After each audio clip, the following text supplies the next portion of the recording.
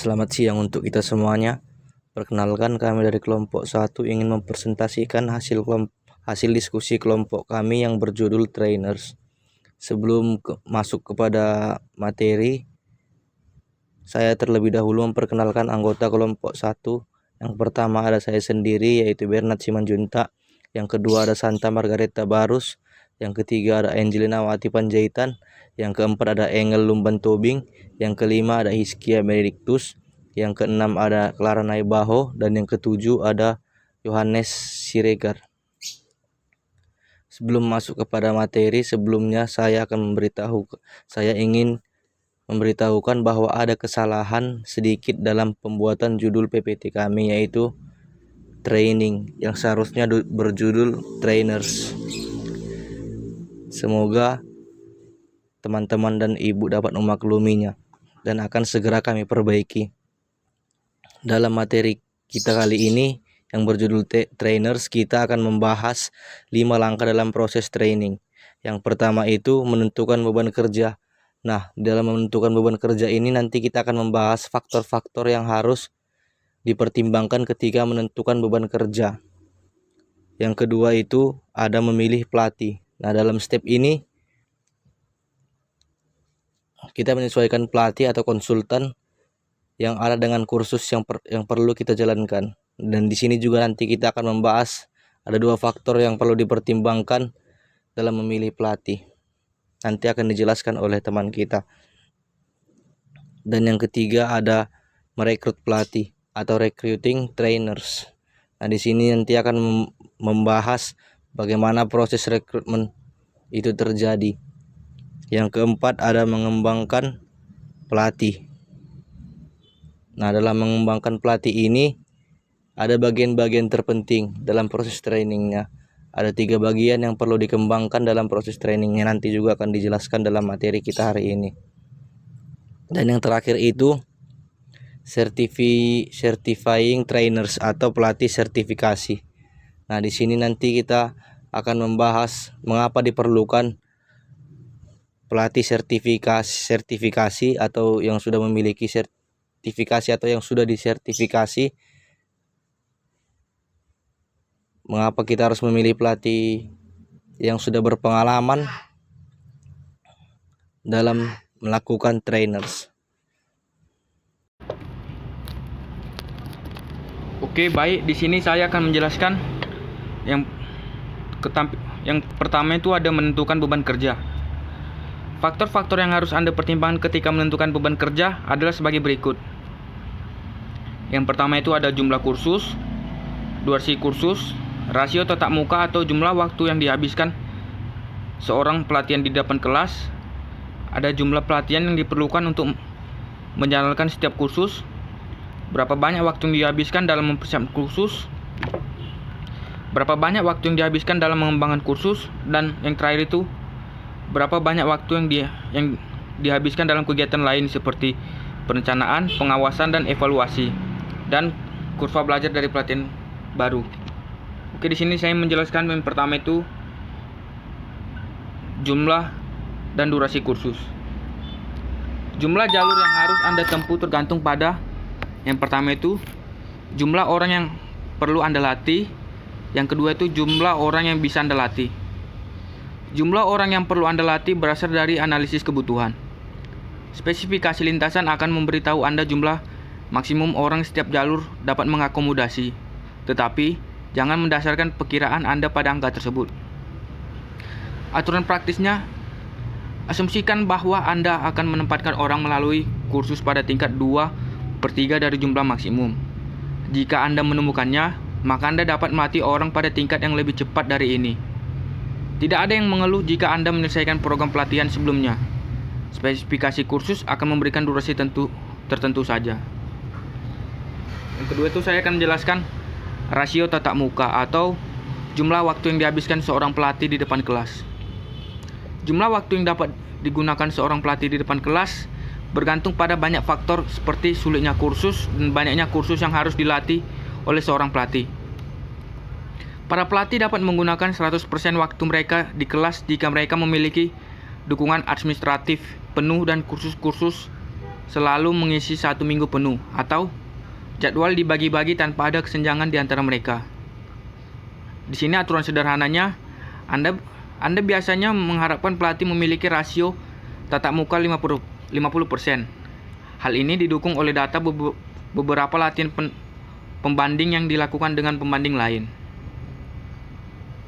Dan selanjutnya di sini saya akan menjelaskan jumlah pelatih yang diperlukan untuk menjelaskan setiap kursus. Jumlah pelatih yang Anda butuhkan untuk menjalankan sebuah kursus bergantung pada kompleksitas kursus dan jumlah siswa pada kursus. Kompleksitas sebuah kursus didorong oleh yang pertama itu ada program logistik atau jumlah persiapan dan perubahan suasana yang dilakukan sebelum setiap sesi. Yang kedua itu jumlah pengamatan, kemudahan, dan pelatihan yang dibutuhkan. Dan yang terakhir itu jumlah pemrosesan data yang diperlukan.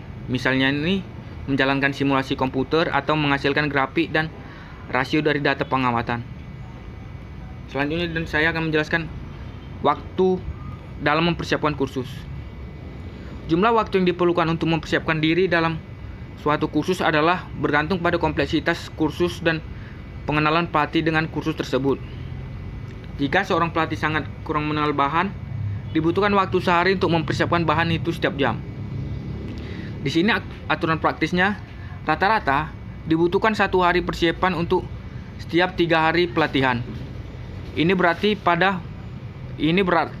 para pelatih biasanya akan menggunakan maksimum 75% waktu mereka di depan kelas. Angka ini juga memperhitungkan interupsi atau adalah mustahil untuk melakukan persiapan 1 hari tanpa masalah bisnis yang menginterferensinya. Di sini juga saya akan menjelaskan waktu pengembangan kursus. Waktu yang diperlukan untuk mengembangkan kursus, arah baru itu sama dengan sebuah pepatah string atau tergantung pada kompleksitas beberapa banyak bahan yang harus diproduksi dan standar materinya dan apa yang sudah tersedia dalam kursus tersebut. Yang terakhir situ saya akan membahas waktu yang dihabiskan untuk kegiatan lain. Selain berdiri di depan kelas, para pelatih juga perlu meluangkan waktu untuk merencanakan, mengawasi standar, proporsi waktu yang digunakan dalam kegiatan ini akan bervariasi bergantung pada orangnya. Pada umumnya, kegiatan ini akan meningkat seraya seorang pelatih maju di instruktur menjadi manajer pelatihan. Kita melihat isu-isu ini secara lebih terperinci dalam bagian mengenai pelatih yang sedang berkembang. Di sini aturan praktisnya, proporsi waktu yang digunakan dalam kegiatan selain mempersiapkan dan pelatihan kursus adalah sebagai berikut. Di sini ada instruktur 30% dan pelatihan 40%. Oke, slide selanjutnya akan dilanjutkan oleh teman saya. Terima kasih.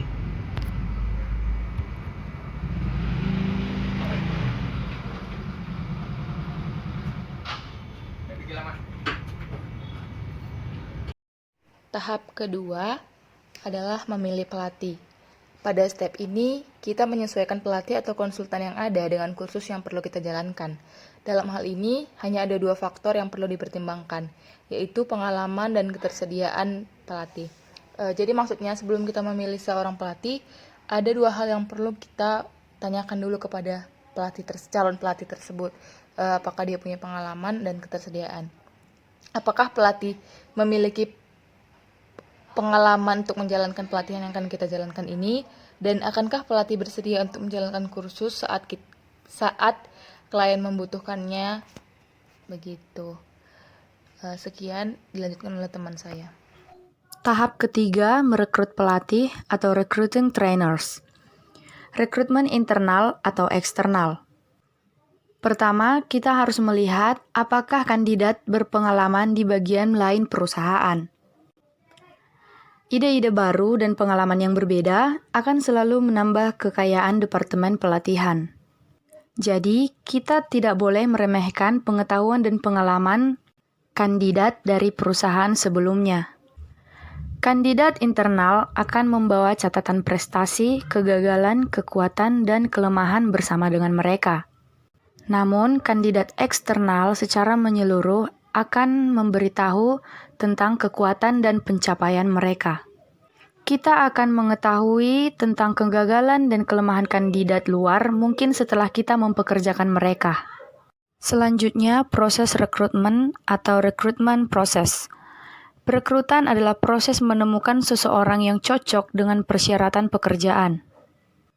Pemberi kerja harus mengidentifikasi calon mana yang terbaik dan mampu, serta yang paling berkeinginan untuk melakukan pekerjaan itu. Proses pencocokan tidak dapat dimulai sebelum kita memahami apa yang harus dikerjakan dan tipe orang yang paling cocok untuk pekerjaan itu. Selanjutnya, ada job description. Job description memberitahu kita apa yang diperlukan dalam pekerjaan itu. Ini merupakan dasar di mana kita dapat memutuskan jenis orang yang bagaimana yang kita butuhkan untuk pekerjaan itu. Cara melakukannya yaitu dengan mengidentifikasi tugas mana yang harus diselesaikan untuk memenuhi persyaratan pekerjaan. Selanjutnya ada person specification. Deskripsi pekerjaan adalah dasar di mana kita dapat memutuskan orang seperti apa yang kita butuhkan untuk melakukan sebuah pekerjaan. Cara terbaik untuk melakukannya adalah dengan menganalisis kompetensi apa yang diperlukan untuk melaksanakan pekerjaan. Kompetensi adalah kombinasi dari pengetahuan, keterampilan, dan perilaku. Jadi, spesifikasi orang tersebut menggambarkan orang yang ideal untuk melakukan pekerjaan tersebut. Ini merupakan profil dari keterampilan dan karakteristik kepribadian yang dicari dalam proses rekrutmen dan seleksi. The interview atau wawancara.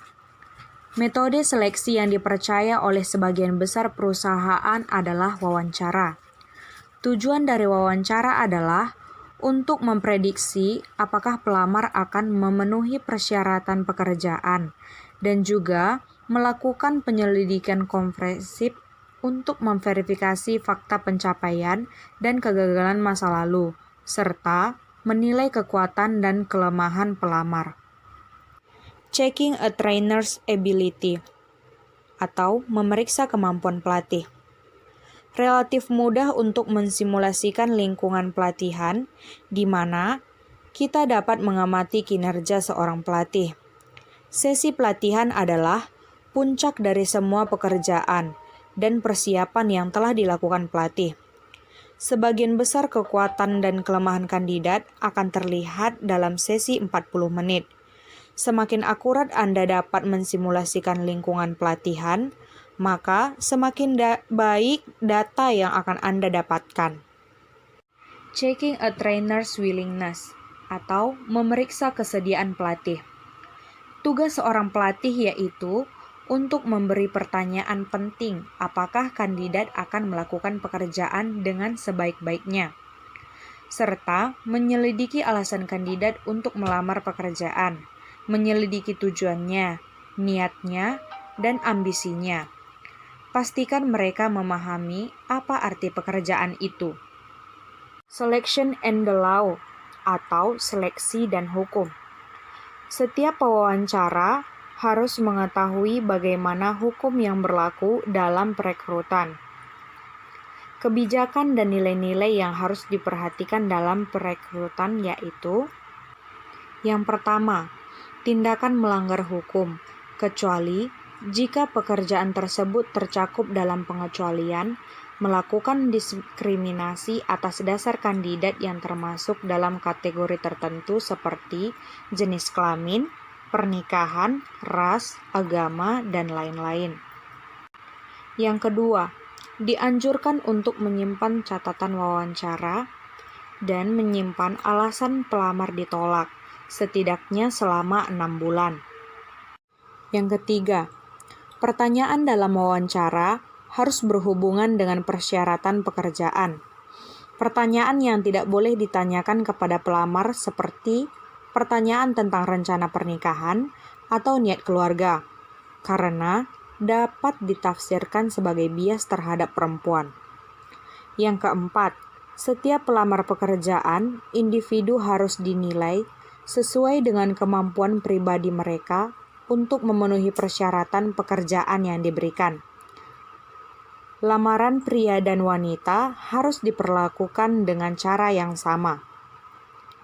Yang kelima, perusahaan harus mempertimbangkan dengan cermat kriteria seleksi yang mereka gunakan, termasuk batasan usia, mobilitas, dan jam kerja. Yang keenam, kriteria pemilihan deskripsi job dan spesifikasi orang harus ditentukan sebelum proses rekrutmen dimulai. Yang ketujuh, hanya sangat sedikit pengecualian yang legal untuk memilih seseorang dari kategori tertentu. Misalnya, jenis kelamin atau ras. Ini disebut kualifikasi pekerjaan asli atau GOK. Pada dasarnya, ini adalah keaslian, privasi, kesopanan, dan undang-undang yang mengatur pekerjaan perempuan. Yang keempat adalah mengembangkan pelatih atau developing trainer. Dalam mengembangkan pelatih, ada bagian terpenting dalam proses training. Ada 3 bagian yang perlu dikembangkan. Yang pertama, mengembangkan keterampilan yang dibutuhkan untuk menjalankan kursus, mengidentifikasi kebutuhan, dan mengembangkan kursus baru atau pelatihan pelatih. Yang kedua, pengembangan berkelanjutan atau menilai ketepatan pelatih. Yang ketiga, menemukan jalur karir baik di dalam atau melalui departemen pelatihan atau pengembangan karir. Training trainer, proses yang tepat untuk memperkenalkan seorang pelatih baru ke dalam departemen pelatihan tergantung pada pengalaman pelatih dan jenis pelatihan yang akan dilakukan. Proses train the trainer mengesahkan pelatih itu ke dalam 2 tingkat, yaitu instruktur dan petugas pelatihan. Instruktur adalah orang yang memiliki keterampilan profesional untuk menyampaikan kursus, sedangkan petugas pelatihan juga melakukan analisis kebutuhan dan mengembangkan kursus proses yang diberikan. Adapun langkah yang digunakan untuk memperkenalkan pelatih baru dan pelatih yang sudah berpengalaman ke dalam departemen adalah: yang pertama, misi departemen pelatihan; yang kedua, di mana departemen pelatihan cocok dengan organisasi; yang ketiga, peran dan tanggung jawab personil departemen pelatihan; yang keempat, bertemu dengan anggota departemen pelatihan, klien, dan pemasok; yang kelima, lokasi kantor, ruang pelatihan, area penyimpanan, fotokopi, dan fasilitas lainnya; yang keenam, isu terkini; dan yang ketujuh, arah masa depan departemen. Tahap selanjutnya, tahap terakhir dalam menentukan seorang pelatih adalah certifying trainers. Proses untuk memastikan bahwa seorang pelatih siap untuk melatih kursus baru atau sering disebut dengan akreditasi ataupun sertifikasi. Proses pasti yang digunakan untuk mengakreditasi atau mensertifikasi pelatih bergantung pada kompleksitas kursus dan pengalaman pelatih. Jadi maksudnya di sini kita lihat dulu nih, pelatih ini memang udah pelatih yang bersertifikasi atau belum gitu.